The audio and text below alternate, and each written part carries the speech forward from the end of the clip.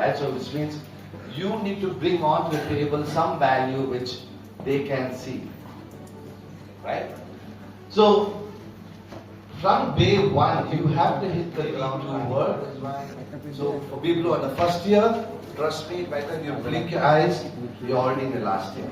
So start building your brand now. People who are in the last year,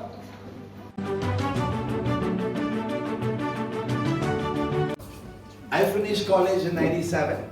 I still have my friends from my school and my college. Forget about business, doing business with them. Forget about getting business from them. FIFA and Qatar.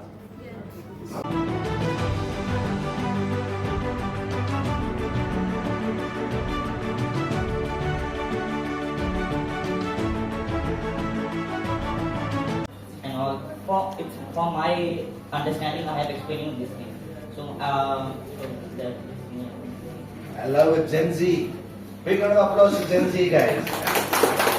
For the all networking is also about how you network offline. How do you present yourself? How do you carry yourself? It's not what you right? Just one step down. Okay. So when you talk about the truth about getting hired, how many of you are in the first year? First year degree. 1, 2, 3, 4, 5, 6, 7, 8, 9, 10, 11, 12.